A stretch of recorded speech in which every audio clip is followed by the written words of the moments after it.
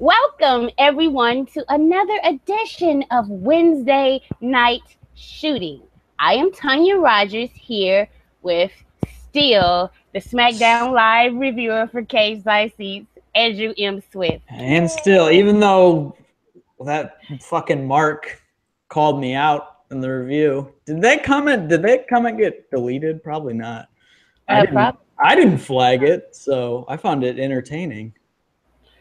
Yeah, so in the spirit of that,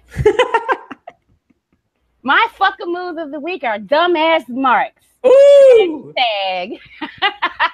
Because in case people haven't seen it, some people are coming to fire with Roman Reigns, but it's the same people who don't like him. So, like, what incentive does he have not to come at somebody? Once again, saying he can't wrestle, he's got handed everything, yada, yada, yada. So, apparently, this got under his skin, so he decided to go at him. I loved it. That's all. It's pretty much like, I get, like, to me, the thing is where people like, oh, they're so gotten to. Well, of course, if you are working as hard as you fucking can and you're breaking your fucking body, you're taking years off your fucking life, and then you have this motherfucking Mark come and just discredit everything you do. Say it's all because of your family or your looks and that you can't wrestle. Of course, it's going to get to you. You're a human being. Like, so having flaws with people who are having a problem with people who are human, it's like I don't get that. Like it doesn't bother me when any wrestler does it. I don't care if they're a heel or a face or if they're supposed to be the face of the company, supposed to rise above it. No, sometimes you don't. Sometimes you want to get right down in the dirt, in the muck, and get in somebody's face, say, "Hey, pal, fuck you." Like, seriously, if I tweet something bad about Jinder Mahal and he comes at me and says, "Fuck you," you don't know, that's his right. Of course, it's gonna piss me off personally, but still, I'm the one who started. I threw the first shot. I'm the one who's sitting up here critiquing this person. So, like, I'm supposed to expect them when I rag on their whole life to just be like, oh, well, that's cool if you feel that way. That's not a human fucking emotion. Real people don't react like that. John Cena's rise above that is fake as fuck.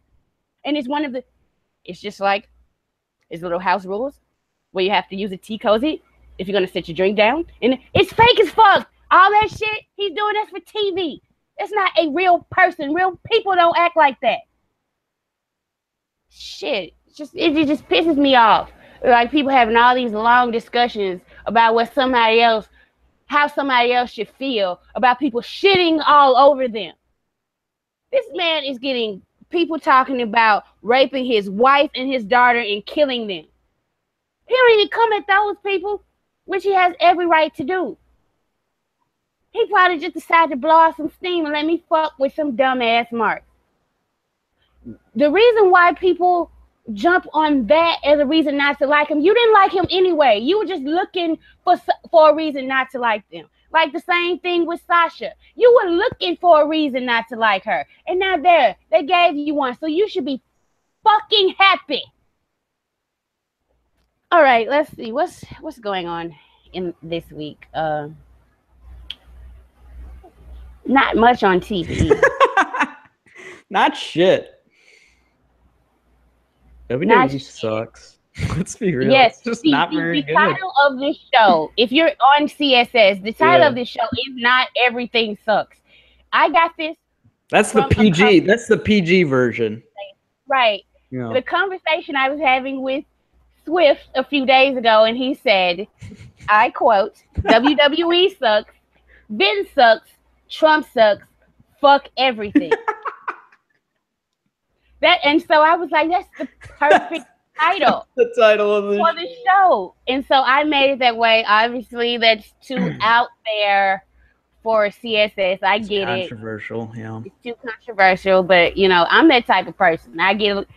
This is not a PG show. No, most definitely not. Your children should not be listening to this show. Boy, if they are, they're gonna learn some shit. Let me tell you. We're gonna start talking about Summer Rae's Twitter, and oh boy. Oh wow, yeah. Well, let's save that talk for a little bit later.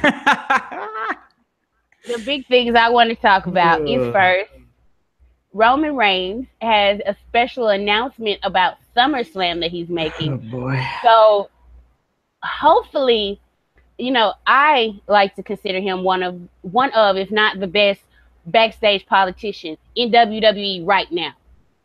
So if his SummerSlam announcement means that he does not have to appear on Great Balls of Fire, I'm just gonna let myself believe that he talked Vince out of appearing on that show. He's like, look. I cannot be on this show. You got Joe versus Brock. That's all you need. You don't need me. I can sit this one out. So apparently the rumor is, because a lot of people thought, well, he's going to face John Cena, in which I would rather him face John Cena before Jinder Mahal gets his stank on him. But if that's not going to happen, it's fine. Apparently, it's Goldberg. Right? Is it? Yes. But why is John Cena a free agent then? Like that's because he's apparently one of the few needle movers in the company. So they want him to appear on both shows to help ratings. Did you just say John Cena is a heroin addict? That was not funny in the least bit. Well, see, no, you take steroids with needles too. Oh shit! Ain't nobody. Wait, so how is Jinder Mahal not a needle mover then?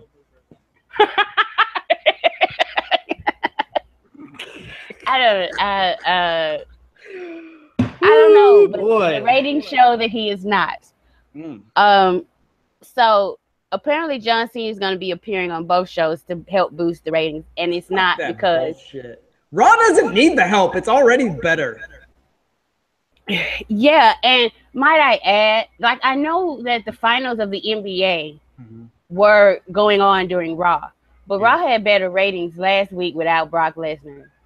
So did it really? Yes, it did. Oh shit.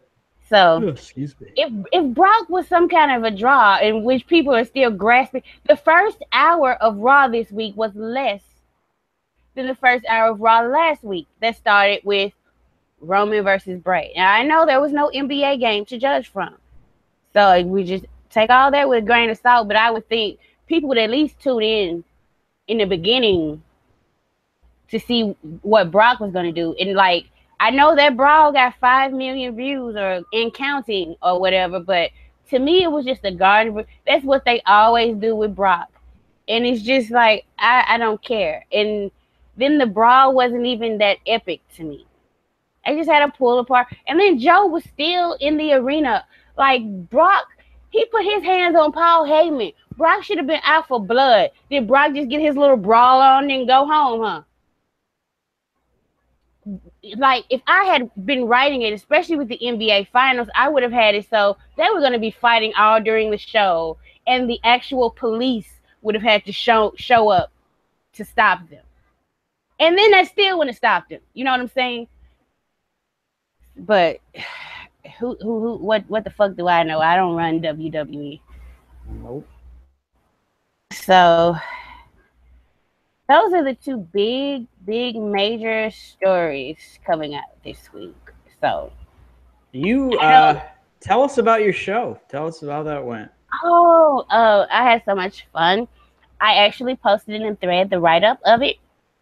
Okay. And of course that was just my generic version of it. But what I have to say is, pardon my French, Dean Ambrose is so way more fuckable in person. I mean, he is just gorgeous. I was just standing there like, oh my God. Go Renee Young. She gets to hit that all the time. Like, I swear, he's dreamy. He is now, it is 10 minutes in and we are into cock talk. He is Deanie McDreamy. And the Miz was absolutely fabulous. He's kind of pale though. I think he forgot his tanner because he no. was looking a little pale, so he forgot to put some tanner on. I guess he figured he was in Mississippi, he could get a natural tan. Didn't happen.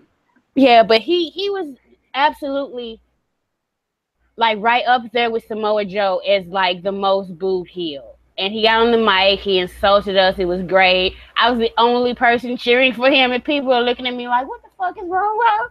Why is she cheering the Miz of all people?" And Maurice was all sparkly and pretty, and she kept interfering, and she got thrown out. They were great. Like, it was the best possible way to start the show. And then the second match was the women's 6-woman tag match, which I have a video of it, and I watched it back, and I was like, nobody's ever going to see this video of their entrances because I sound like such a mark. Like, okay, so Alexa Bliss came out first. And so, I'm thinking, here comes either Nia Jax or Alicia Fox. But no, it was Emma. And like, she was kind of getting like half the crowd cheered her. So like, everybody was like, yay, Emma's back. So that was great. And then Nia Jax, of course, which, let me just add, because I did not put this in my written review because I didn't know how it would come across without people hearing it. Nia Jax, the camera does shit for her. She's actually very tall. She's not as big as she looks on TV. She's tall, but she doesn't look as dumpy. Like, she looks. Her gear is the worst. It is the worst, especially to be photographed in. It is terrible. Like, she's actually doesn't look like as round in person. And also, might I add, like, there was a lot of people in the audience that were just mad at the existence of Nia Jax in the women's match. Like, they were like, she should be fighting men. She's too fucking big. But probably because Alexa and Sasha, they're so tiny. They're itty bitty folk. Yes, but seeing Alexa and Emma's asses right together, oh, that was a sight. I didn't objectify them and like take a picture of their ass, but oh yes, both of them have like great bottoms. But then Mickie James came out, and she looks like she's in her fucking 20s. Like, seriously, Mickie James is a smoke show. She is. And then, okay, I was expecting Sasha Banks to come out, then Bayley, but then it was Dana Brooke. And I was just like, everybody was kind of surprised, but then we accepted her because that's just how we are around here. Right. Like, okay, let's see what she has. And then I was like, I was getting pissed off and anxious because it was taking so long, and I was like, it better not be fucking Bayley. It better be Sasha Banks. And then before the music started, the crowd started chanting, Sasha, Sasha. And then it came, and she got like the third loudest pop of the night. She was the most over woman, the third most over act. Like, that's my girl. Oh yes, and she's so tiny and pretty. She is so small. She looks smaller than Alexa, but I guess that's because Alexa's a little bit thicker. Yeah. In certain areas. In certain areas, she says. Literally 2 seconds before talking about her bum. But like, the match felt like if anybody's ever been in the crowd for a New Day match, they keep you hyped, they keep you laughing. That was this match, just with the women. Like, there was a thing where Alexa was in the ring, and she kept throwing Mickie James down, and Mickie James kept kipping up. So Alexa got mad at her, and she tried to kip up. And she kept failing. Of course, like, Alexa can do a fucking kip up. Come on now. Braun Strowman can do a fucking kip up. Alexa Bliss can do a kip up. She was just, doing that to work the crowd. She worked the shit out of the crowd because we were laughing and she was getting mad. Like, she is the guy. Push her to, like, I am not mad at her push. I'm mad at what they're doing to other women to push her. I'm not mad at her push at all. Like, she's great. She's wonderful. She has it. She does. And so, like, if I see anybody coming for Alexa, I might have to come for them because she's wonderful. You're just saying that because you were staring at her ass all night.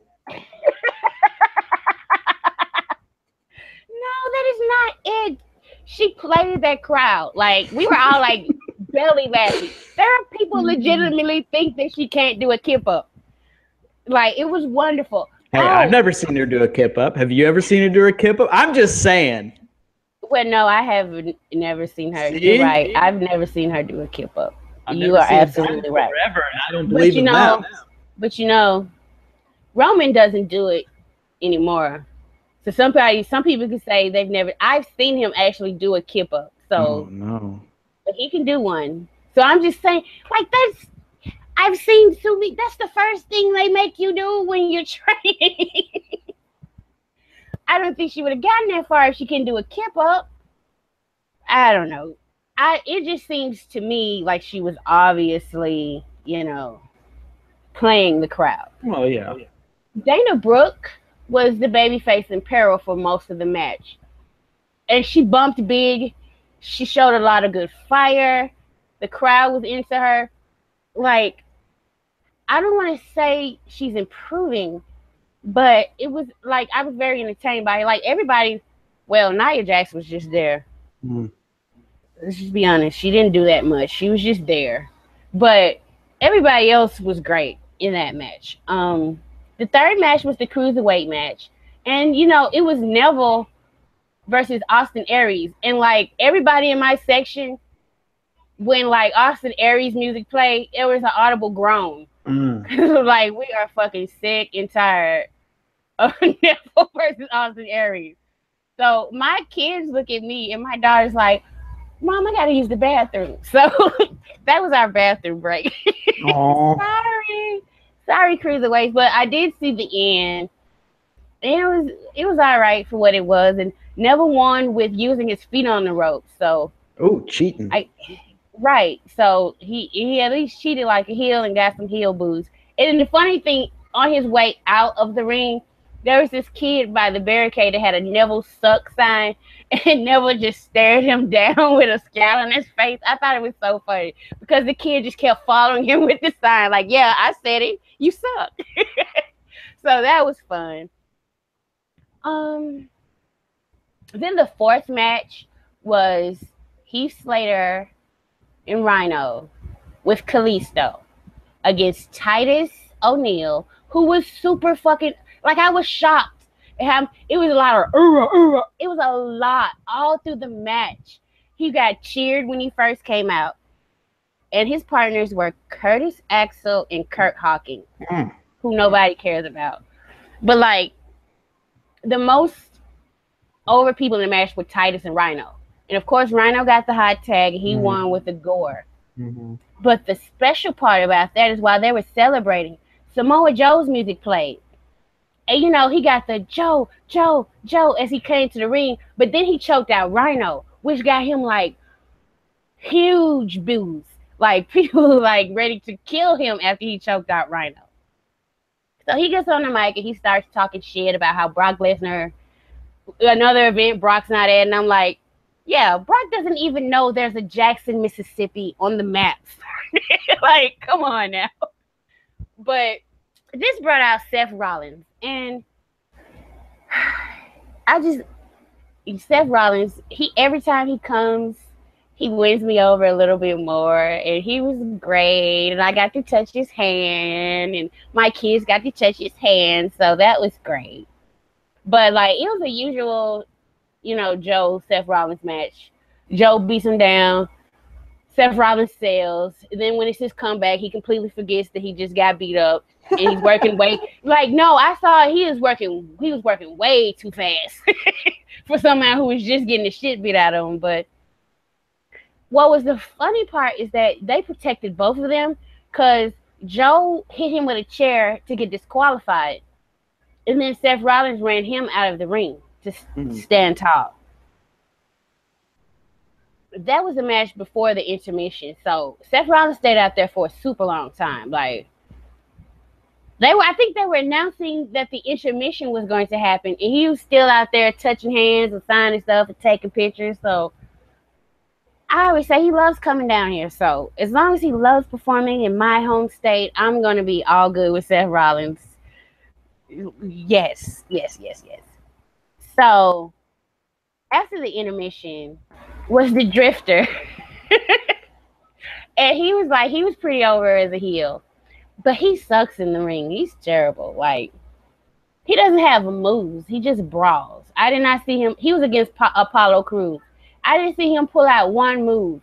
And then the weirdest thing was that Apollo Crews won with a fucking roll-up. A roll-up, yeah. Right? Like, how the hell?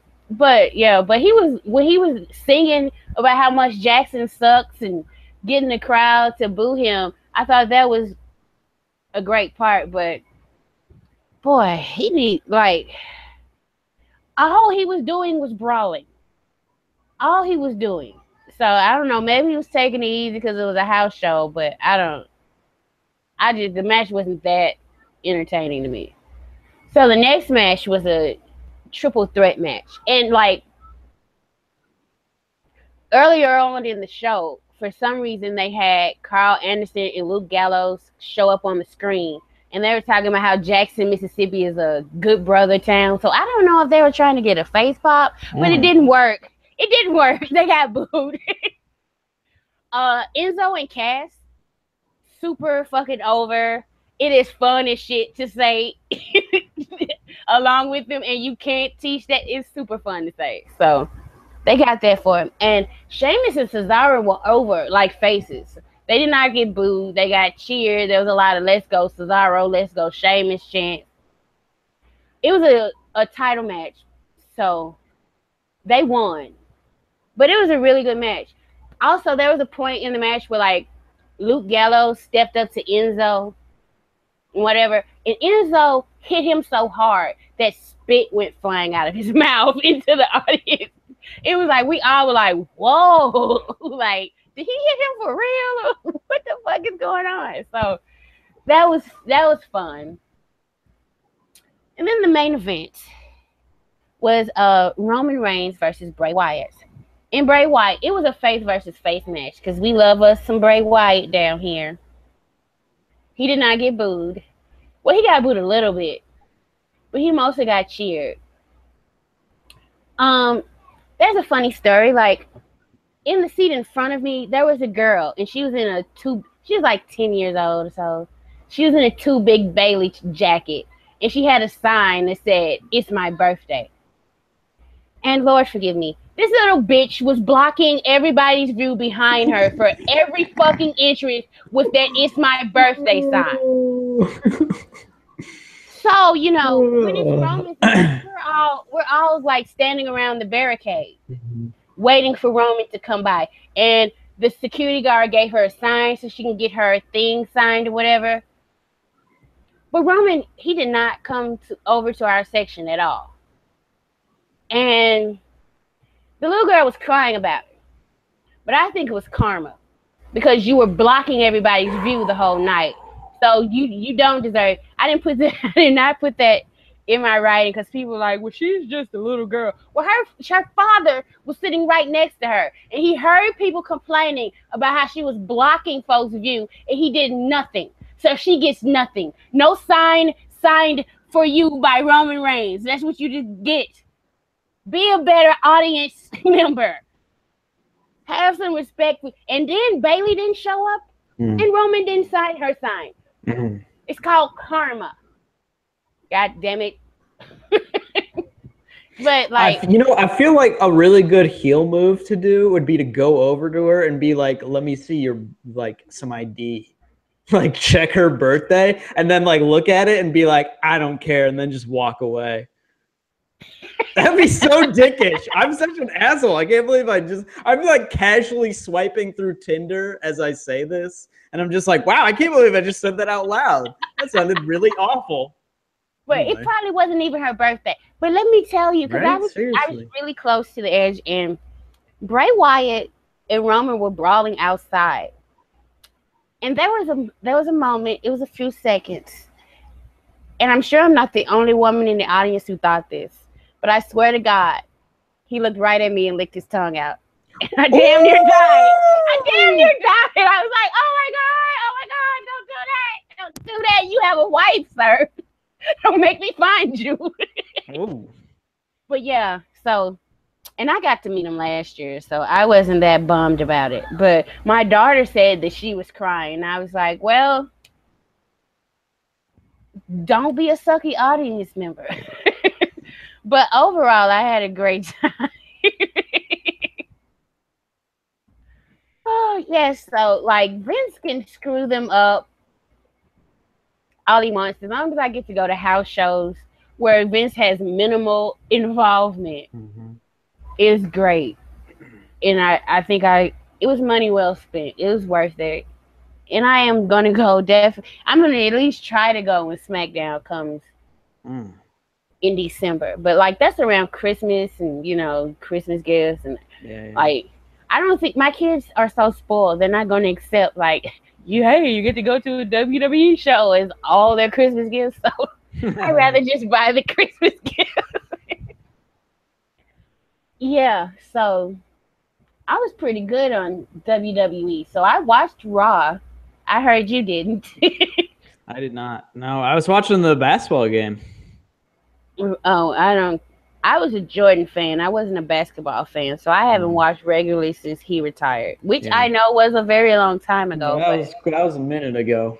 But when you see the greatest, there's no use to watching. I mean, I saw the greatest. I was alive then, too.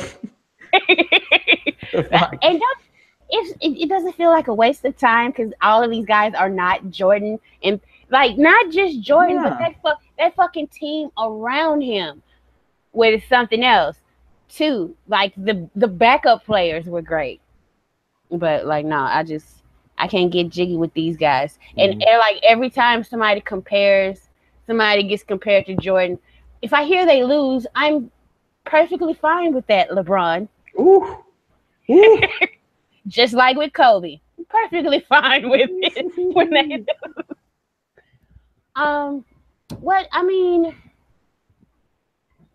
Money in the Bank is this Sunday, and there's only 5 matches announced for the card. Wait, there were only like 5 matches? Holy shit, that's great for me. There's only 5 matches. Maybe I'll get to go to bed before midnight. So you want to run down these predictions? Yeah, let's fucking do it. Okay, well, let's start with the 2 Money in the Bank matches. The first one between the main eventers, which sees Baron Corbin, Dolph Ziggler, Kevin Owens, Shinsuke Nakamura, AJ Styles, and Sami Zayn. Who do you have? Well, I thought it was going to be Baron Corbin, but now people think it's going to be Nakamura, which I think is the dumbest thing in the world. So I don't know. It's not going to be. Put it on Kevin Owens. I think he'd be entertaining with it. It's not going to be him. It's going to be Nakamura. I'm just going to be like, why? I just can't even. The whole fucking pyro in the entrance and the artist known as, it's just so extra. It's so unnecessarily extra, and it's just like.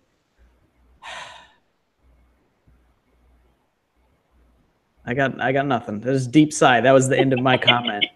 I was just like, I had nothing else to say. It's just very frustrating because like first couple of weeks he was up, it was like, man, this dude is the realest fucking dude. They were keeping him fresh and special and like not just shoving him into shit. And now it's just like he's just a regular old dude. And it's like, God, why the fuck is Jinder Mahal getting this special presentation when he's trash? Who knows, man? Who fucking knows is right. So, I think it's going to be Kevin Owens because... Oh, I hope so. I feel like had Roman not pissed hot last year, Kevin Owens was going to be money. Yeah, right? But because he pissed hot, they had to go. Yep. So they had all that going. And then they actually, later on in the year, they gave him the title reign that he was going to get. Just with the Universal Championship. So I think now he's going to get the Money in the Bank reign that he was supposed to get. Even though he's U.S. That's just my thinking, but like, I don't know what the fuck Vince is thinking about SmackDown at all. So I'm just going to say Kevin Owens, but like, I'm cool with it if it's anybody other than bootleg merch. I really am. So next match would be the women's Money in the Bank match, which sees Becky Lynch, Charlotte Flair, Carmella, Natalya, and Tamina. So that's a rough field, by the way. That is a really rough field, especially when we know.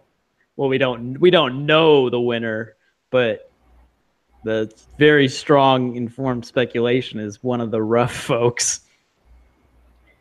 The roughest.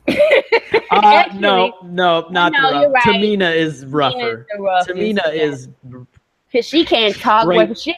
Straight bad. She's straight bad. Like that poor Naomi in that match. Like there was one moment where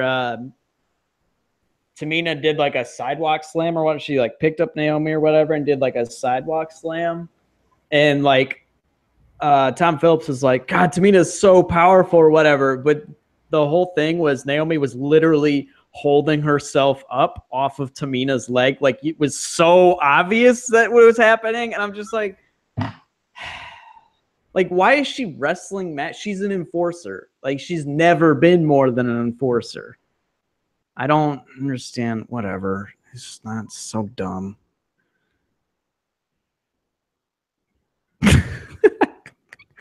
We both say Carmella. Yeah, we both think Carmella. I think Carmella could have a lot of. I think she could do really good work with the briefcase. I'm not gonna lie.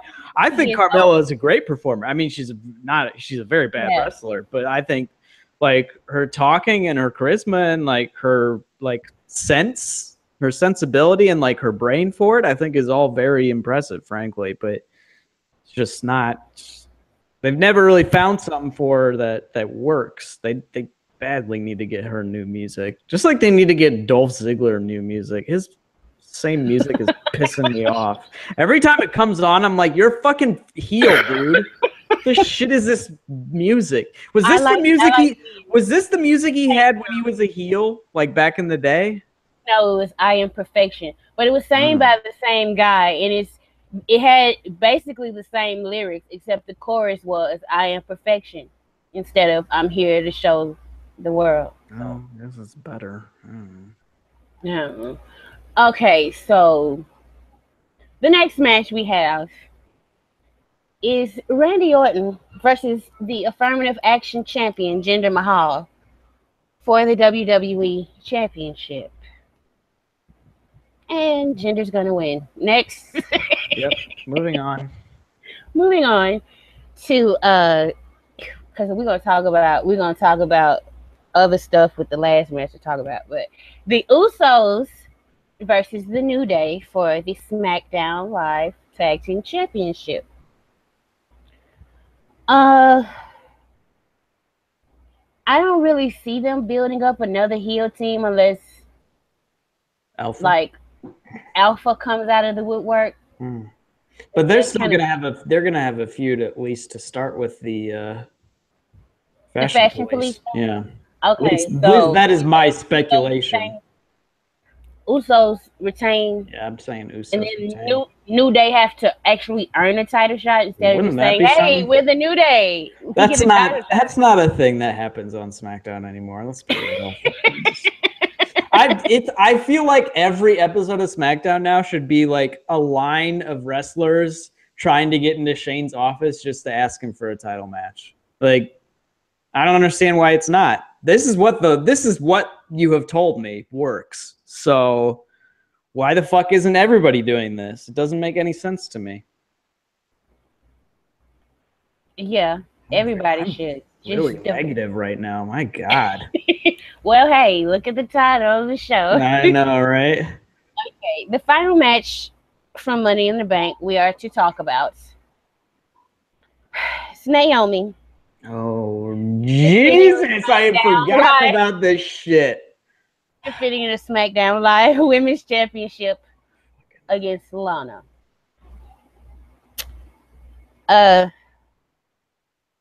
I just hope WWE hasn't lost their complete fucking mind and put the championship on Lana. Because if you walk out of Money in the Bank with Jinder Mahal as the men's champion and Lana as the women's champion, I'm gonna have to be good with SmackDown Live for a minute. Like, Seriously, I'm not gonna watch that shit. It's not a threat. It's just the truth. I have no interest in seeing Lana whatsoever anymore. It's not whatever kind of heat you call it. It's I don't want to see you, so I'm not going to see you, especially as a fucking champion. Like she doesn't give a fuck about wrestling at all. She doesn't care to improve at all. And some people are saying, "Well, you don't know." Yes, I do. I do. Because if she did, she would be wrestling. She would have been wrestling out of the gate.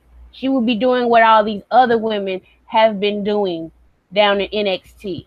She came up with some illness to where she couldn't take bumps at first. Now all of a sudden, now that she's in with her husband and has a name, she thinks she should be wrestling at all the big pay-per-views. Who the fuck are you? Like, seriously. Seriously. Seriously. I have no room for Lana at all. I'd rather have Eva Marie. May that angle rest in peace. Oh, all right. Eva was great. I miss her. I do. If we're going to have this type of angle, yes. But yes, I would rather Naomi win in a squash and just mop her up around the ring, but that's not the world we live in. JBL did make a comment that if she lost to Lana, she needs to take 2 weeks off and then quit the business. Well, did he really say that? Yes, he did. JBL said that. So JBL, Summer Rae is not the only person throwing shade at Lana. Holy shit. Oh God, let's talk about that. Like, apparently on Rusev's Instagram, somebody colored Lana's hair the same tint as Sasha's hair. Isn't that a Photoshop picture though? It's a Photoshop picture. But they did Sasha's hair, yeah. Yes. And all I have to say is take after RuPaul and say, no, she better don't. That's all. Like, no, not at all. Not in your wildest imagination could you be Sasha Banks. Let's get that clear. First of all. Second of all, sweetie, please stop doing whatever you're doing in an evening gown. Please. Like, I don't think she realizes it, but a lot of people who watched in the Attitude Era, you are bringing back flashbacks of the worst era for women in the business, outside of when Moolah was burying everybody and pimping everybody else out. Like, you see a woman in an evening gown, and it's just, no, that's evening gown matches. That's bra and panties matches. No. Please. And who dances on a chair in an evening gown? Right. Who does that? It's not. Burlesque dancers have costumes. Like, has she not seen burlesque? I'm certain she is not. Just Lord help us if Lana wins this match. I'll tell you what. If Lana wins this match, it may no longer be and still the SmackDown Live reviewer. That might be my breaking point. I might rage quit at that point. Right? Like, I cannot do it. I cannot watch her ever be a champion in this company, knowing what I know about her and how she has sabotaged angles and she has basically lied to get fast-tracked on TV. Lied about Paige bowling her. Right. She has absolutely no place in wrestling for me. None. Because that is a fraternity and a sorority of people who ultimately stick together. And she is out for self, number one. It's worse. She's on the same level of Brock to me. Like, those people could never show up, and I would never ask what happened to them. I would never. Whatever happened to Brock Lesnar? Hopefully, on his farm, stand the fuck away from wrestling. Hopefully. Just like Lana. You know what? I'll give her something. She's a good model. Go pursue that. Go do that. Please. Stay the fuck away from wrestling. And I just love New Orleans for chanting "We want Rusev." Oh, that was terrific. That made my night. I really do. I miss him. He's great. He never needed her. He never needed her at all. She needed him to get on TV. He never fucking needed her. Yeah, Rusev's great. I miss that dude. He could be helping out that show. He could, because he's just funny. He's just an entertaining dude. He is. And he's been cleared, so hopefully he'll get thrown into the mix. But let's talk about something that I've heard that I refuse to believe is true, but there are rumors going around that WWE wants to put Bayley in a romantic angle. Okay. I'm going to mute my microphone right now and let you handle. Okay, so how about we not do this? Like, at all? Like, it's bad enough that during the interview, they had Bayley say that she's not here to put bruises on anyone or injure anyone. Now, there's a way that you could say, I'm not here to play dirty. But Bayley in NXT, if she was put in a hardcore match, would fucking fight a hardcore match. Like, you don't, like, Bayley is the one who went and asked for a kendo stick on a pole match or some kind of extreme match. She, like, I don't know how many people keep up with this, but I kept up. She's the one who went to Kurt Angle and was like, I don't just want it to be a regular rematch. I want it with some kind of extreme rules added. So why would she ask for this match and then fail to execute on a person who has been a piece of shit to her?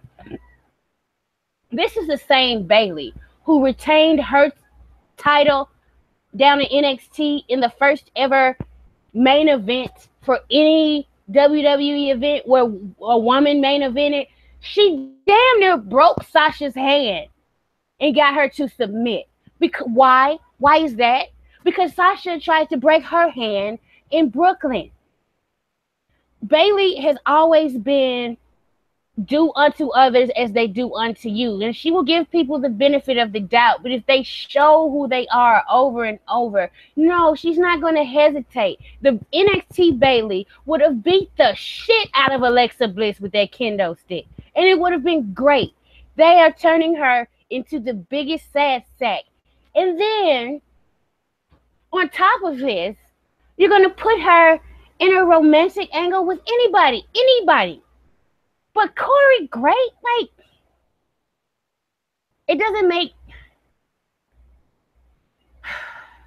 that's not what you do to help her. Like, it's, I just don't understand what the end result is, other than to, like, make people not like her even more, or like to put her in an awkward position with a man to make her look even worse and to prove Alexa Bliss right.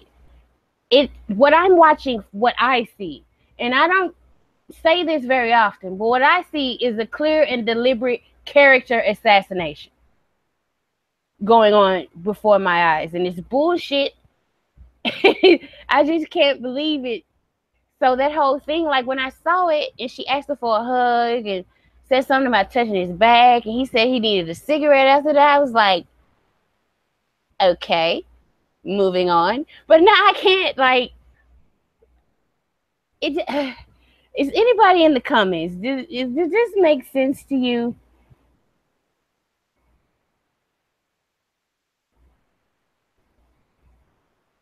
Were you asking me that question? You know, I'm asking people. Okay. All right. I'm going back to they have given up on Bayley. Right. They don't care. I was speechless too. I was just like, what? I was speechless from the beginning. Like, some people saying, well, oh, no, this is improvement. No. Exactly. Bayley's job is to beat people up. And I can see if she didn't want to cheat in a regular match. This was not it. If you put Bailey was a fighter, and that's all she talked about was fighting. It seems deliberate. It doesn't seem like the usual incompetence. This seems to be done. Like people were talking about how Roman was being deliberately sabotaged. It looks like Bailey's being deliberately sabotaged as well. And to me, it's like you're not like management is supposed to be working together.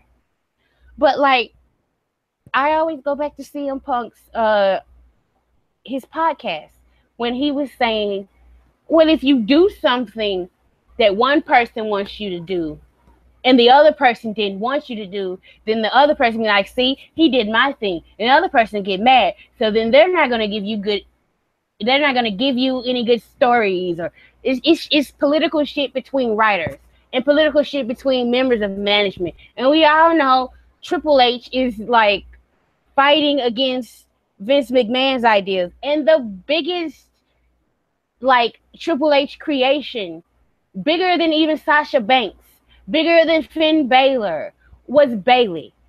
And to me, like, I think if in Vince's eyes, there's something fuckable about Sasha Banks. So she's okay. But to him, there's nothing fuckable about Bailey. She's a woman. Of course, it's got to come down to that. So I don't understand it. Therefore, I must try to break it down and make it in my image some kind of way. God damn it, she's gonna be fuckable if it kills me. And this shit pisses me off.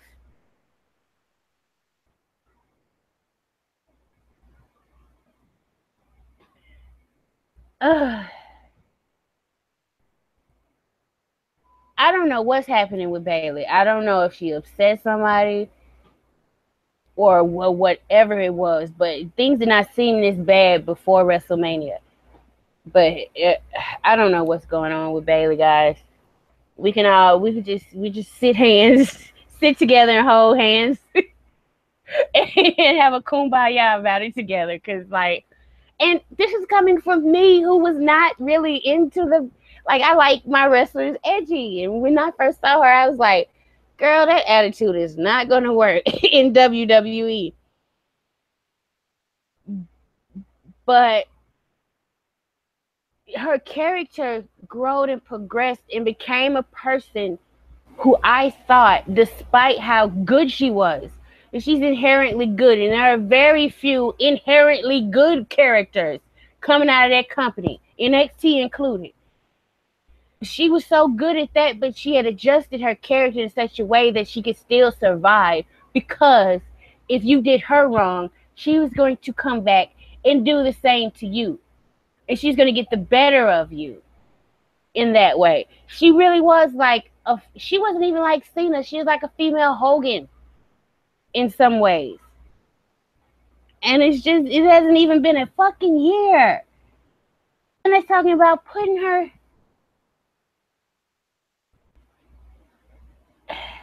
I agree. They should not be waving money at Atlanta like she's a stripper. That is disrespectful. I do agree. I don't like her either. I don't like the things she does. I don't think she deserves to be degraded in such a manner. I just don't want her in WWE. But back to Bailey. I don't know what they're going to do. I think at this point, it seems like the damage has been done. And the smartest thing right now is apparently what Triple H wants to happen is just to take her off fucking TV for a while.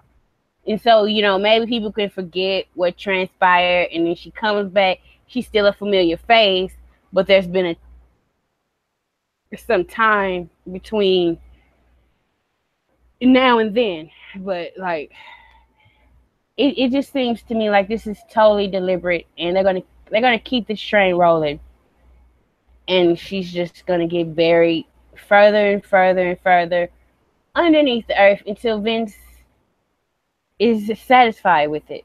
And that's that with that. All right. So what else is there to talk about, Andrew?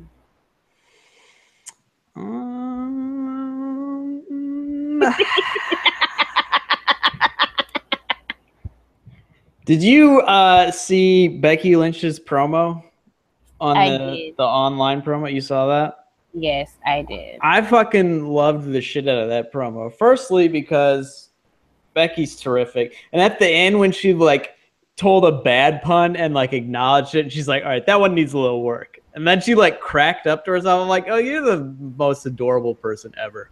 So that was very nice, but also because I've been writing words, and the promo she cut last night, I'll tell you what. Woo, boy, she totally was right on my thesis. So I'm right on board with Becky these days. Becky's my favorite person in WWE right now. So you're not the least bit afraid that you writing an article about Becky it's gonna hurt her. It's gonna fall apart. Is that what happens now? Here's the thing, though. I haven't written about Sasha for a long time, and now she's fuck. Uh-huh. Oh shit! Is that why Charlotte is always booked strongly? But here's the thing: I was writing shit about Alexa for a minute, and she was getting pushed to the moon. So she's also blonde and hot. She's also blonde and hot. It's true. See, I feel like that's the more important factor rather than me writing words. I feel like Vince is not reading my shit, and if he is, boy, I'd be very entertained by that. I think Becky gets a little bit more protection because she also has Stephanie. True. Like she'll lose, but it won't be a character assassination type of loss. I also just think Becky is what's the right word to hear?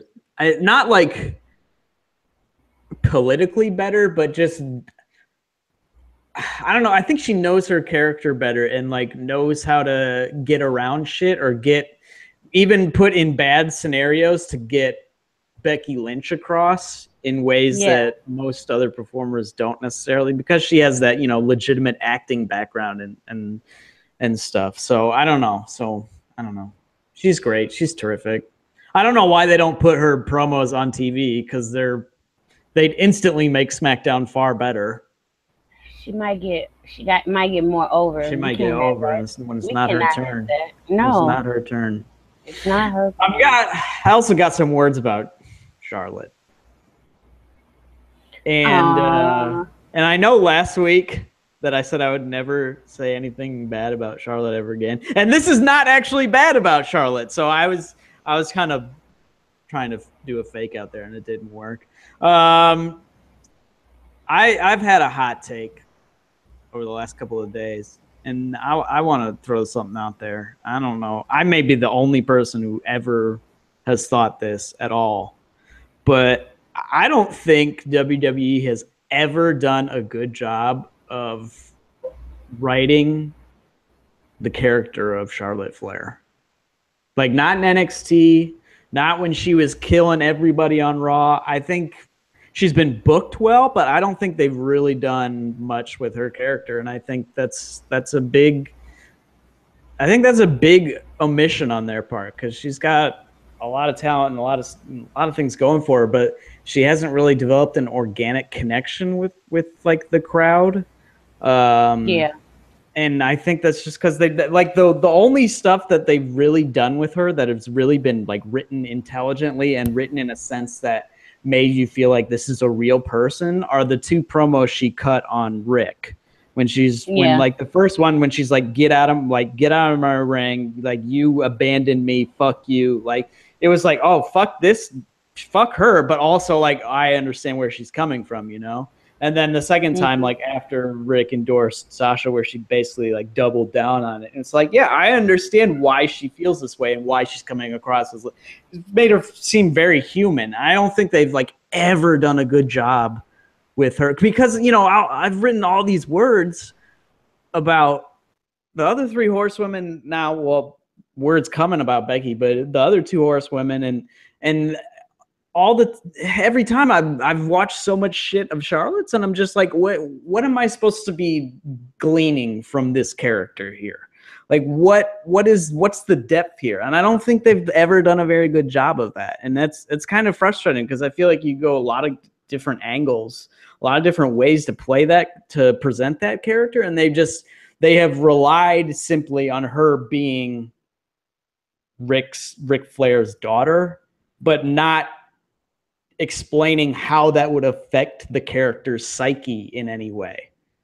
And I think that's just a massive missed opportunity. And if they want to make her a really big star, then they need to get on that. So I don't know. I've just been thinking about that for the last couple of days because I've been doing a lot of Becky stuff. So obviously I've been seeing a lot of Charlotte shit too. And I just like people play off of Charlotte. Like she never really seems like she's never really presented as somebody like the character that is driving, events. I don't know. It's weird to me because they clearly are very high on her, but like also don't, to me at least, don't really try with her. All they do is just book her strong. And right now they're just not even being booked particularly strong. But I don't know. It's weird to me. I may be the only person on the planet that feels this way, but. No, I see where you're going. Because that's the complaint I've had about Charlotte and Roman for a while. Shit just happens around them. Right? Yeah. Like it's very frustrating because like, I mean, we know, like we've gone over this before, like Roman's character is like a troll, and kind of like a meta troll and a kayfabe troll, but like that's very limited, like they're not really explaining why he's a troll or like what he's trying to get out of it. Like they're showing what he gets out of it, but not like showing him having the like motivation and like deliberateness of what he's doing, So I don't know. It's very, very weird. And I don't know if you listened to the Talk Is Jericho interview with Big Show. Just from the other day. I listened to it today, and Big Show is basically just like, man, I hate TV tapings. Like, I hate them. They're bullshit. You sit around all day for a bad idea that you don't want to do and that nobody likes. And he's just like, I love house shows. Those are great because you can do your thing, whatever, blah, blah, blah. But TV tapings, they suck. And he's like, and fans get like in this thing where they like are going after a character, but what they're really saying is it's not I don't like this character, it's I just don't like what is being done with this character. And I don't know, it's very strange because I feel like with just even moderately okay writing, like this would be a legitimately good television, like it'd be legitimately good television programming, and it's not. It's so silly. I don't know. It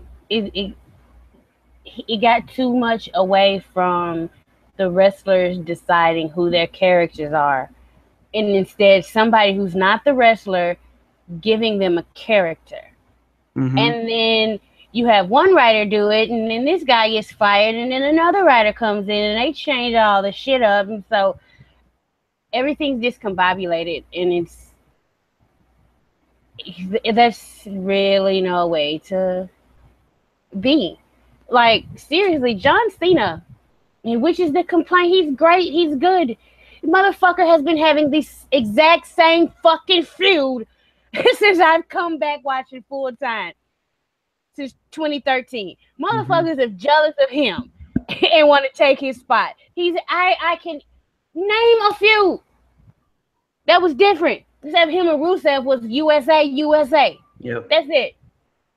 Every other feud. Because it gets to the point where he stands and says, you said the same thing the last guy said. Of course. They give you the same fucking feud over and over again. His feud with Kevin Owens was just like the feud with AJ Styles. AJ Styles won more matches than KO. Only difference. Yeah. They both were jealous because they spent all this time in the independence. And if they hadn't been there, John Cena would have been on top. Oh, they weren't the first ones. It's the same shit, except for him and Randy Orton, which is their feud is pretty much, hey, we both been here since forever. let's have another match. But basically, the writing is leaves a lot to be desired with most of these characters.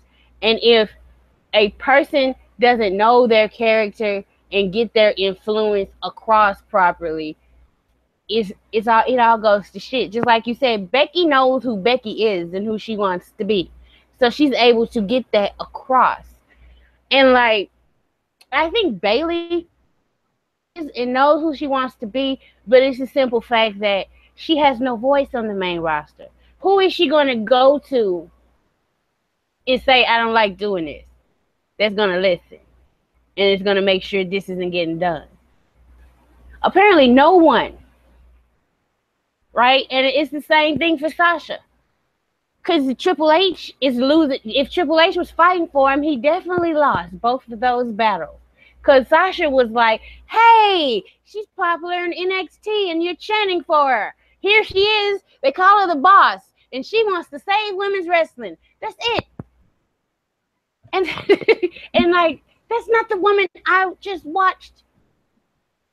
So yeah, it's for like the 2 years prior. Yeah. Right. So it's like something with the main roster where you have to be made in an image of a person who's pretty much senile and can't remember shit. So he can't remember who the fuck you want it to be. And then you go out there and be who he wants to be. And it's his fault that it sucks. But of course he's not going to blame himself. He's going to either blame you or the writers or somebody else, somebody in catering. Hey, you, fire that guy. It's his fault. You know? So, yeah, it's... Financially, WWE seems like a great place to work. Creatively, it seems like it's not. It seems kind of soul crushing, you know? Yeah, right? Because these people are all inherently extremely creative. Like, you have to be to have any level of success in this business. And man, they just beat it out of you. I don't know. It's funny that you brought up Cena's always has the same feud, because the other promo I wrote in my application to WWE was a Sami Zayn promo directed at John Cena, and it was basically the inverse of, like, it would be Sami going on and be like, you know, all these people before have said these things, but I'm not going to say that. And like, it's just basically be like, I understand who you are and what you are, and that's why I need this match with you to prove that, you know, that sort of thing, yada, yada, yada. But yeah, I feel like those two could have such an awesome feud, and I feel like I'm not going to get it. I don't know. Oh, no. It's never going to get a fucking Jinder Mahal and John Cena feud. Woo! Lord.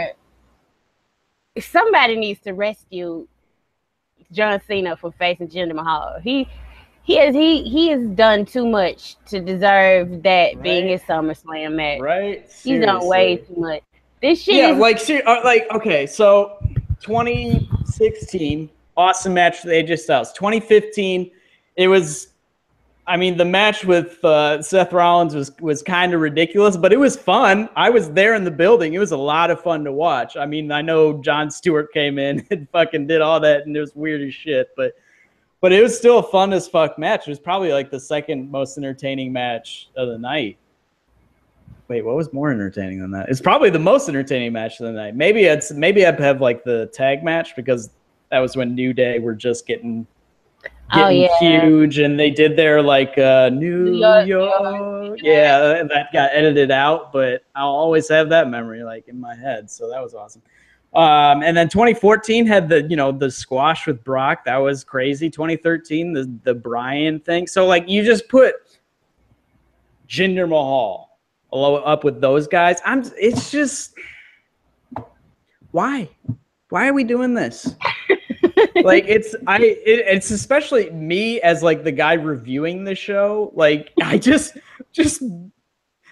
it's not going to solve everything, but having an interesting world title feud will make me feel a lot better, you know? It's because WWE is not bringing new viewers in.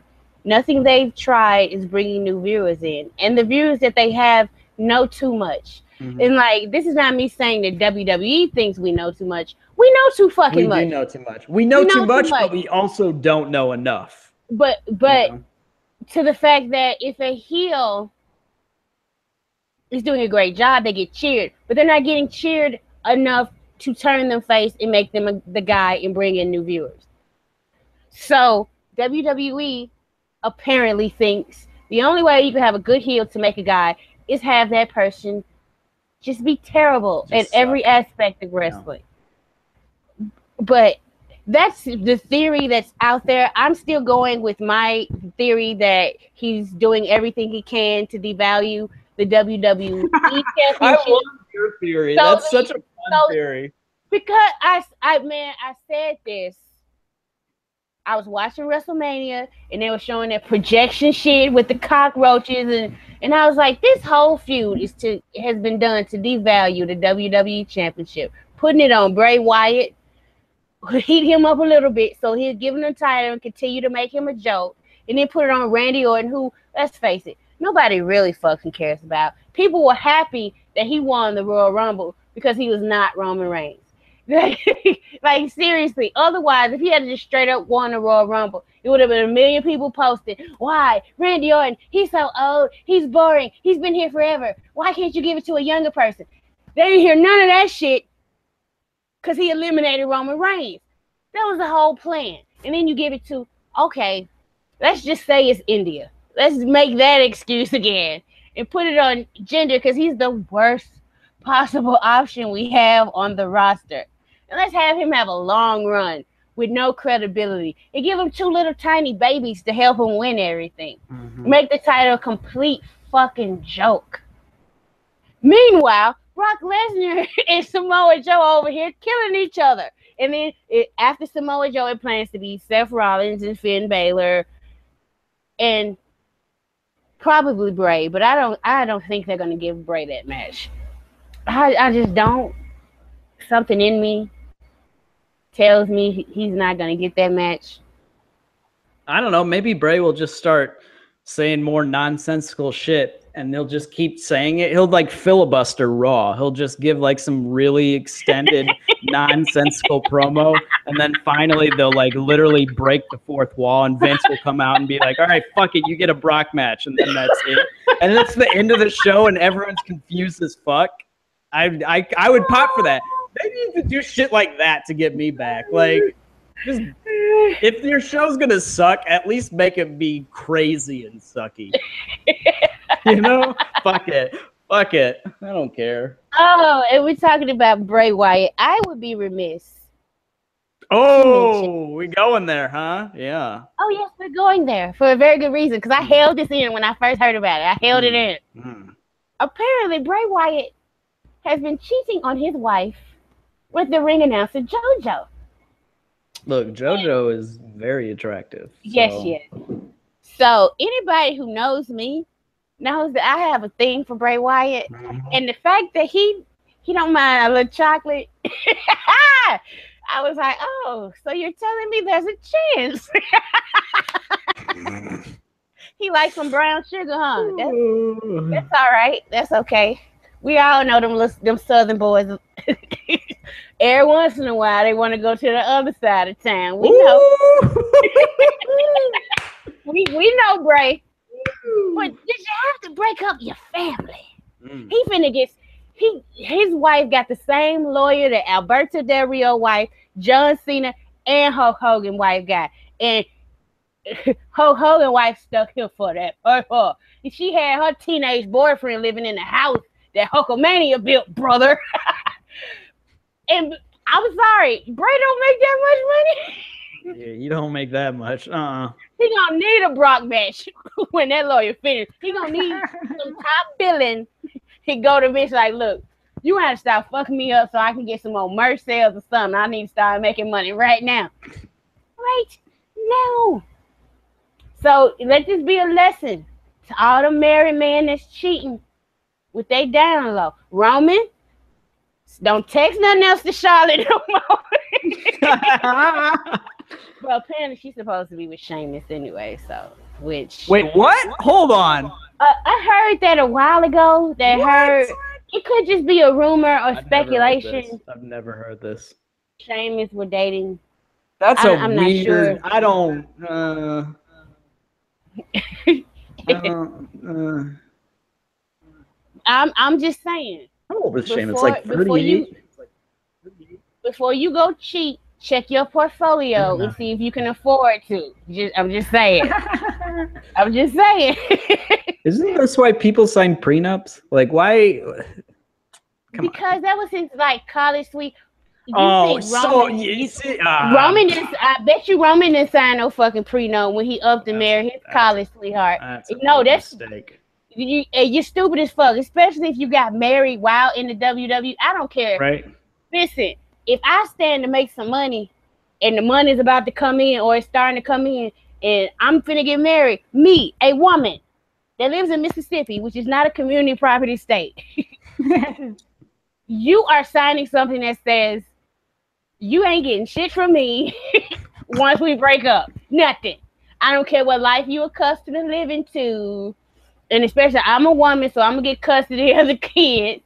And most men be like, well, they won't give me custody. Dwayne Wade got custody of his kids. Did you try to get custody? No. Well, then get stuck for your paper. Because I've seen too many divorce settlements where they will come up with the dumbest fucking amounts of money. And I'm like, there's no way you need $200,000 for food in a month. What are you eating? And this is how some of that shit goes. So before you cheat, look at your portfolio, look at your finances, and see if that ass is worth it. And if it's worth it, why would you just go and be like, look, honey, you're not giving me what I need at home. We just gonna have to break up. Why do you gotta? I just don't. We had this discussion before where you think monogamy isn't possible. It's not that I don't think it's impossible. I think it's unnatural. You think it's unnatural? Mm-hmm. Well, I don't know about that because. Okay, well, I'll have full disclosure. I've only been with 3 people my whole life. 1, 2, 3. And the one I'm currently kind of sort of with, been with since 2005. Long ass time.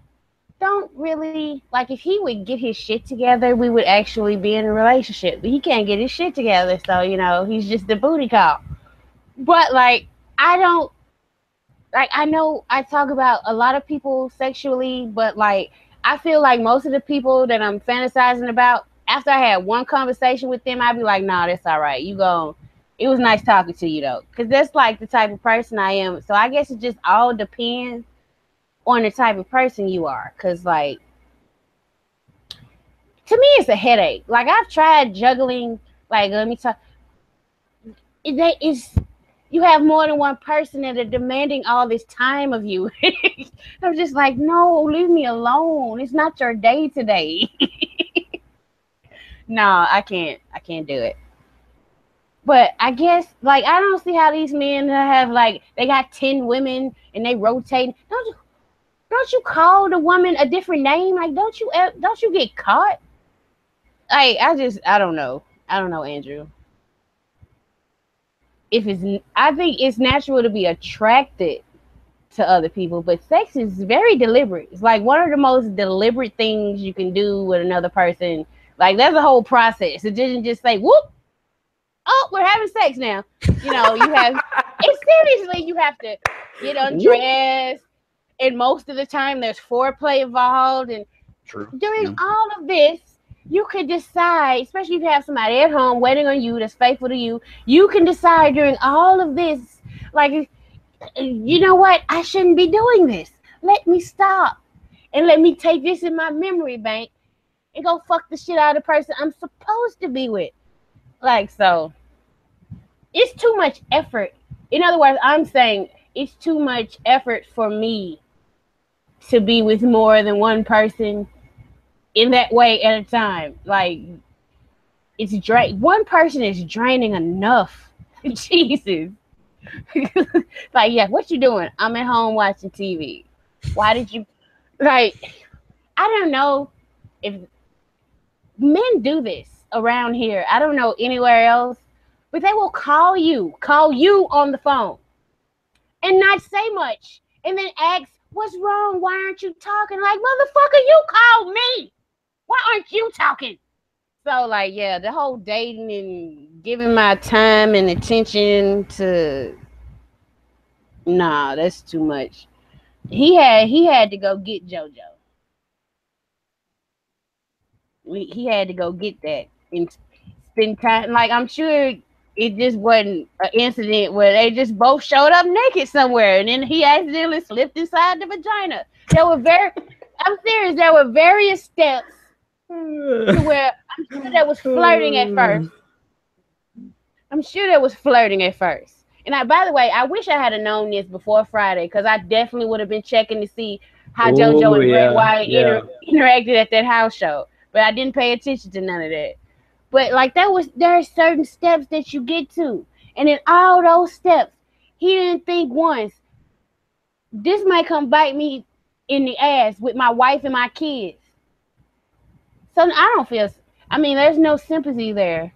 All I'm saying is, that's a good. I mean, JoJo's a pretty damn good look for Bray Wyatt. Right. Seriously. But like, is it worth everything you worked for? Everything. His wife wasn't in there taking bumps. I haven't heard an interview where he said his wife came up with some of them ideas.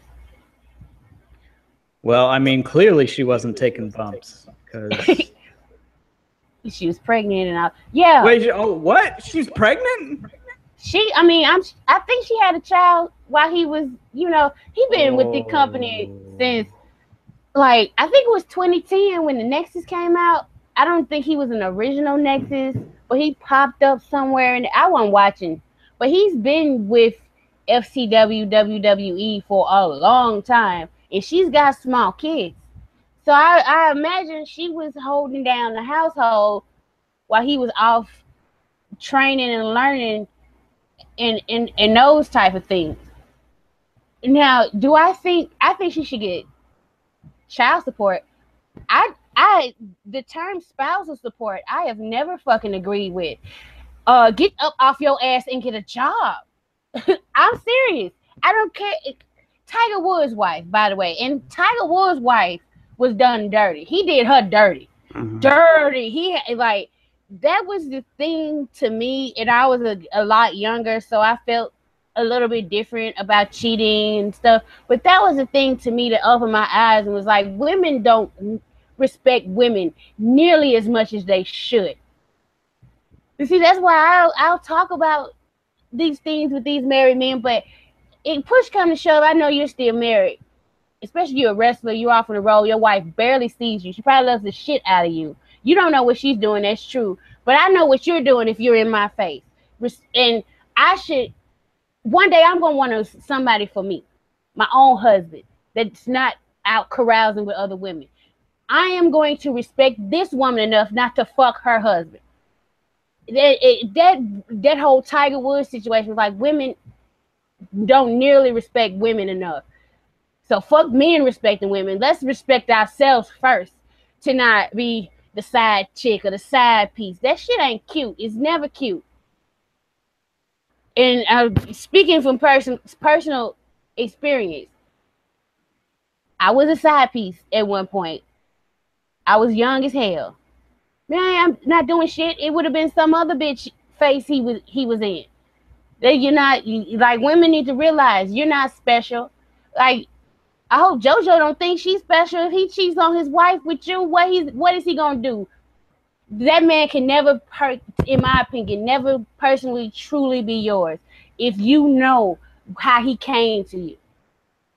So I don't mean to get deep, but that's just how I feel about the whole subject. Like, if you're single and you want to mingle and you want to date different people and be open about it, and as long as you be safe and you're not passing around disease, have at it. But it's if you enter a commitment with somebody, if you're starting a family, whether you're married or not, you live with them, you're committed to them. You need to keep your penis and your vagina to that person. It's not that hard to me. Go home and masturbate. Seriously, go back to your hotel room and jerk off. It's gonna feel pretty much the same. We gonna have an orgasm, both ways, and then you don't get to lose all the money that you've worked for. So yeah, Bray was wrong for that. He was. Right. So Marcel said, I thought Charlotte was dating Byron Saxton. Byron? That was my response. What? Hold the fucking phone. As soon as I read that, for some reason, I had this idea where I would start writing Byron Saxton as like a superhero and like just write like superhero. Do like the Alexa Bliss. That to be true. Alexa Bliss, like Disney story shit, but do like Byron Saxton's fighting crime and shit. I'm kind of into this idea now. I'm not going to lie. Oh my God, that would be great. That would be way better than Sheamus, because Byron is always getting picked on and called goofy, and he had Charlotte. Oh yeah. I don't know where he heard that, but that's a bit. I like that. I like that rumor. I like that. I like that rumor. Yes, go Byron. If it is true, go for it, buddy. Mm-hmm. But yeah, I understand infidelity exists. I'm just saying, your brain is a bigger organ than your penis or your vagina. Use that. Is that I've been tempted.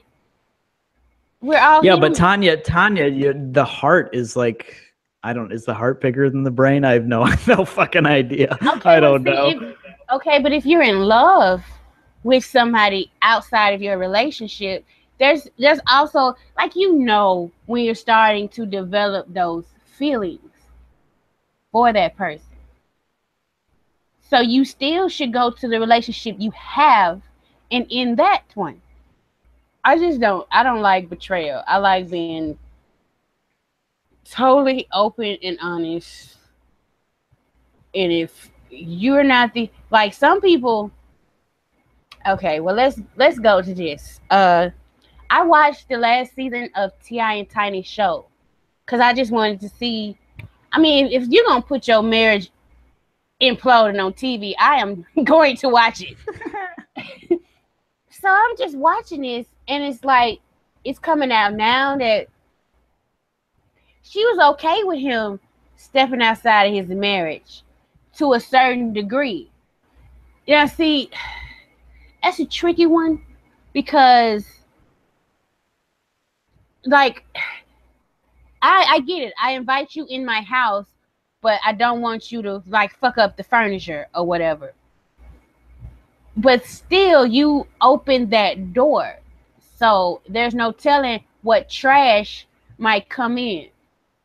Because, like, if somebody came to me and was like, no, it's totally cool. You can have sex with my husband. In my head, I would be thinking, like, oh, he needs to find a woman who actually wants him.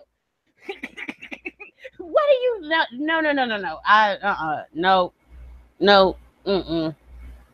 No.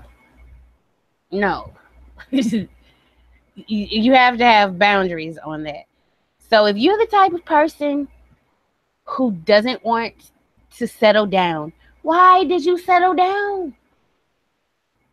Or if it's not what you thought it was, that's the reason divorce exists. Because you want to have your cake and eat it too. But that's not how the world operates a lot of times. You're going to get stuck for your paper. You're going to lose a lot of money that you didn't have to lose. That's how this country works, at least. You know, like, you become a Mormon or some other religion where they let you have multiple women. But in America, you get stuck for your paper. Seriously. And I wouldn't be down with that. I watched Sister Wives, and I would not be down with that at all. Because, like, if you can have multiple wives, I should be able, because you're just one man. Ain't no one man can handle 4 women. Come on now. I should be able to go get, you need to have a brother husband if I got sister wife. No, that's not how. That's not how. That's not popping. That's not what we do. I just get to share one of you because you so special. Like, I don't get that right there. Like, you what if you can't fix stuff? I need a handyman around the house. You can't fix nothing, so I'm gonna go marry a man who know how to fix stuff.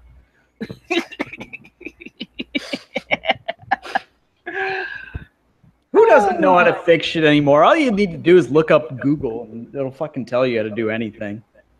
Oh yeah, those women are so unhappy because one man is not enough for 4 women. Sometimes one man ain't enough for one woman.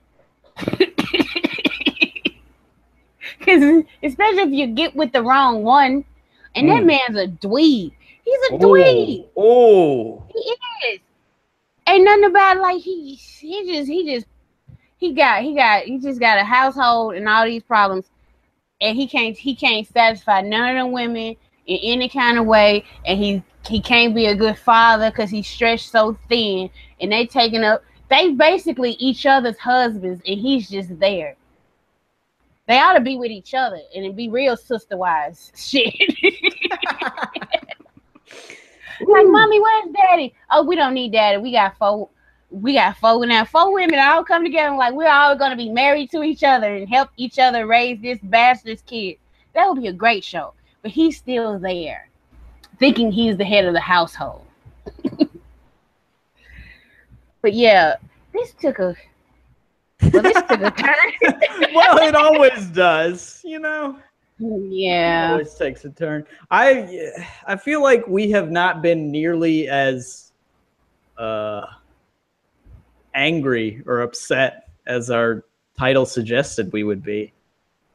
No, we have, probably because we haven't talked about the fuckamoo in the White House. But like, oh yeah, we're not gonna. I mean, really. I'll tell you what. All right. Oh boy, here we go. Okay. When was it? I think it was yesterday or something. I tweeted, like, at a certain point. I guess my question is, at what point do WWE fans like us need to think about our relationship with a company that has given so much money to the current occupant of the White House?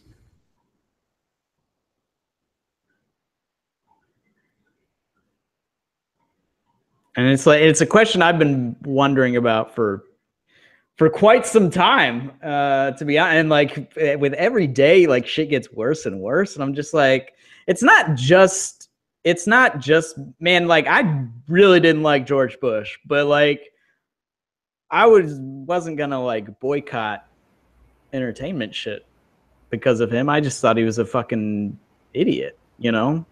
I just thought he wasn't right. But it is a level of difference here where I'm like, it's almost getting to the point where I'm starting to feel moral obligation to not, you know, do anything that could be construed as any sort of endorsement and following a product that is owned, you know, run by somebody in the cabinet and gave $5-6 million to. I don't know. It's just, it's starting to make me feel a little uncomfortable. And it's definitely not helped by the fact that the product sucks right now too. Like if the product was hot as shit, I mean, it'd be like, all right, okay, you know, whatever. But like when the product is bad, this sort of things comes up, you know? I think it's completely different for somebody who's black because like I've known since I was a kid how this company feels about people like me. Oh, for sure. Yeah. So it's just, to me, it's just like something that is, I don't like, there's only a small segment of people that I would take Trump getting into office out of, and it wouldn't be Vince or WWE. It would be the people that voted for him and the motherfuckers who helped him steal the election. So that's why, like, most people I see, especially I'm in Mississippi, so it's like a running joke, but it's probably true. Like, anybody I see that's white that's being an asshole or a dick, I'm like, motherfucking Trump supporter. Like, that, between me and statistically, you're probably not wrong. Yeah. Between me and my black friends, that is our running joke now. Like, motherfucking Trump supporter. Like, people that come into the restaurant and they'll like throw their money on the counter at the cashier, so fucking Trump supporter. Oh man. So, like, I guess Vince he has a prior relationship there. I've never ever liked Donald Trump. He's always been a piece of shit before he became politically, like, it probably was something when I was a young girl hearing about the Miss USA pageant and how he would be such a perv towards fucking those creeper girls. Yeah, like, that was, I think he's a pedophile, an incestuous pedophile.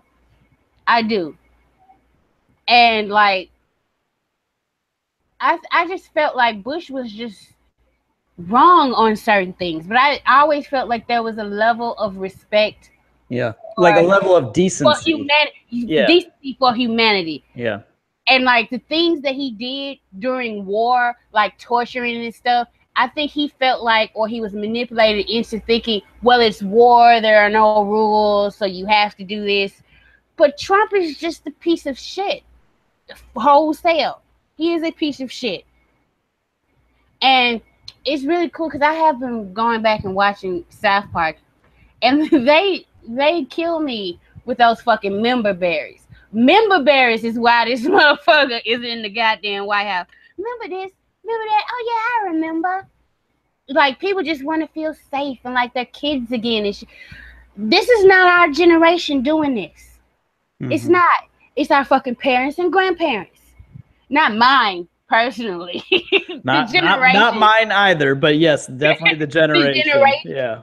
They're fighting back because of what we did with Obama.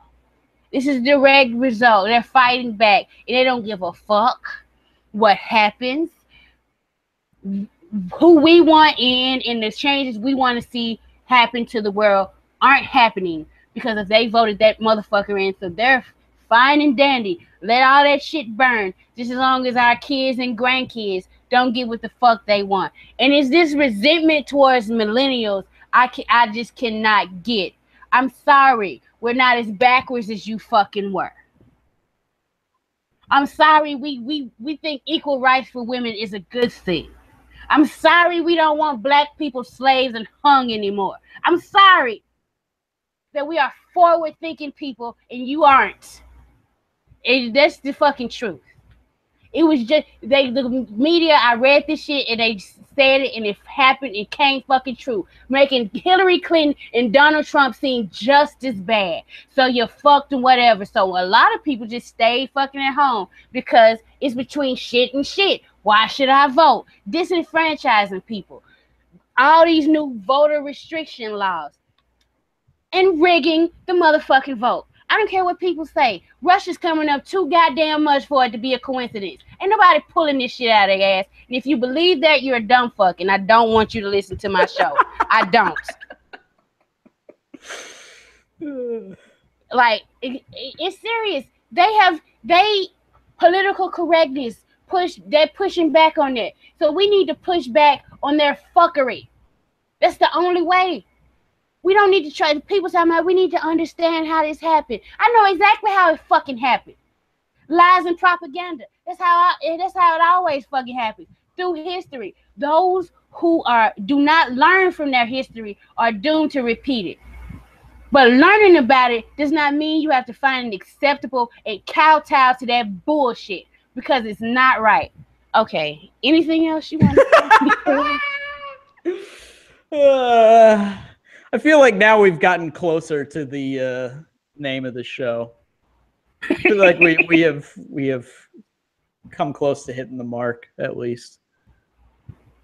I don't know. You know my relationship with WWE and especially with Vince McMahon. Like, I'm always gonna feel dirty as long as he's in charge, you know?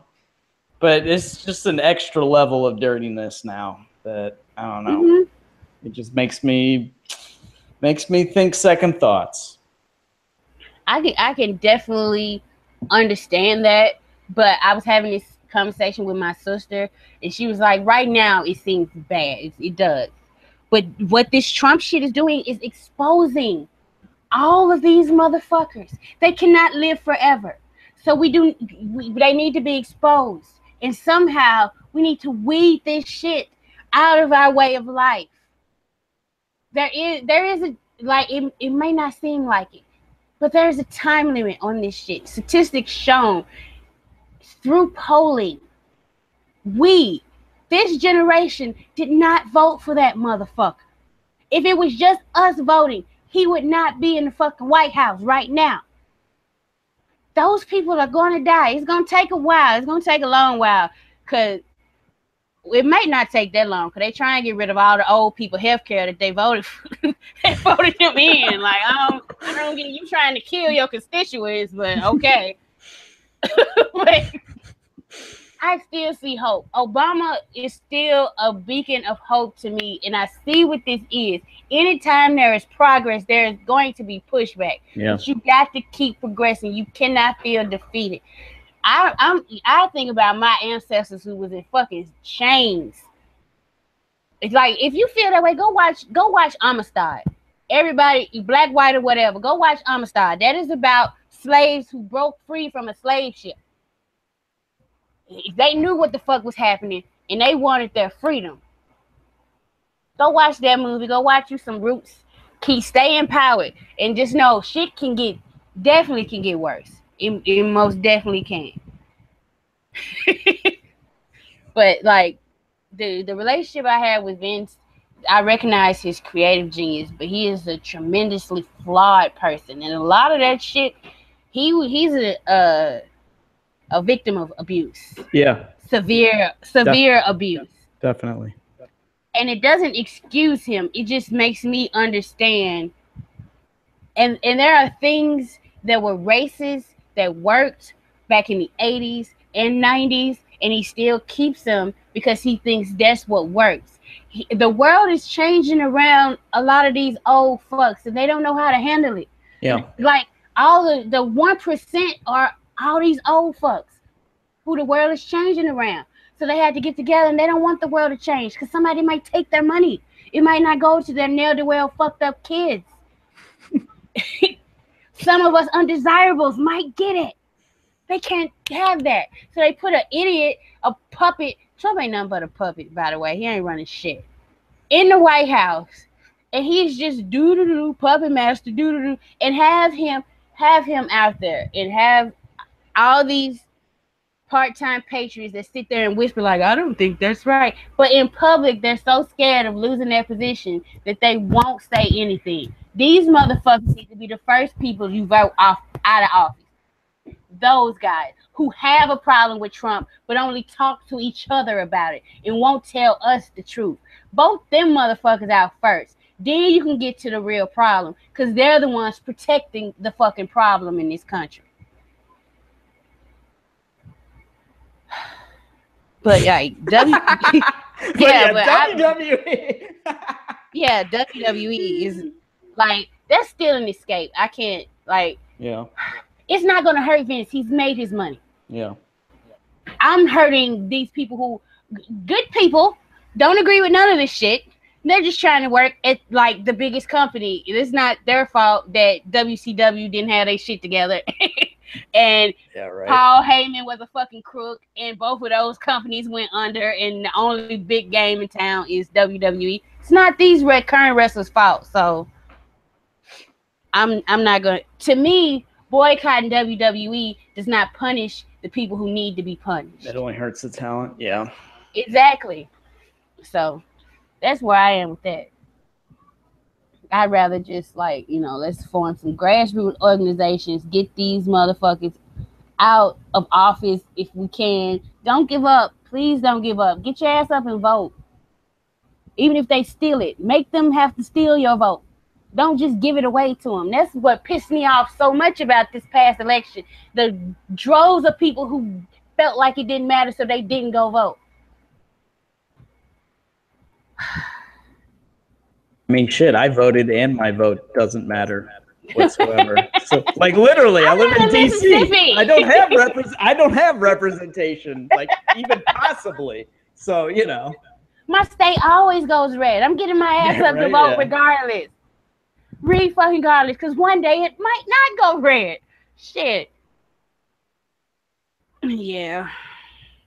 Is there anything else? Nah. Nah, we got it. We got it. All right. You know. I guess we can get out of here, man. Get out of here. What's going on? Oh, Money in the Bank is this weekend. It's in St. Louis, and it's gonna be a show. There's only 5 matches on the card, which to me says that the ladder matches are gonna be very long, and it's kind of worrying to have.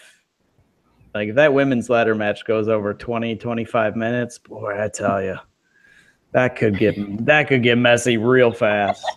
Like, I don't know. You just put 5 people who've never been in a ladder match together. I guess Becky has been in a ladder match, but like 12 years ago, you know, and basically in a past life. So I don't know. We'll see. Hopefully it's a good show. There's an NXT show on Friday in, Bel Air, Maryland, which a bunch of Cage Siders are going to. That's always good. Always go to house shows if they're in your area, guys, which is what Tonya has told you. I'd never get house shows like in DC proper. They're always like in Richmond or whatever, and that's much too far for me, especially when we like get TV shit. So, you know, I'll go to that. But I would like to go to a house show where people can just, you know, have a little bit more freedom to it instead of being so tightly wound up. But I don't know. Wrestling is sometimes good and sometimes bad, and right now NXT is quite good. I mean, there's no doubt about that. But main roster's struggling a little bit, so let's hope it picks it up in the road to SummerSlam, because as Tonya noted in the description, the whole after Backlash SmackDown Live would get better prediction has not turned out to be the case, unfortunately. So let's hope. Yes, definitely. Charlotte and Bex will definitely be bumping their asses off. Let's hope we get a good show on Sunday. And even though I feel like I should probably retire this phrase, because my cat's freaking out. I should retire this phrase because the person who it is represents is dead and buried. But always remember that hope still exists, and if you don't feel like hope exists anymore, then go and give yourself a hug and try to make yourselves feel a little bit better. See you next week, guys. Bye-bye.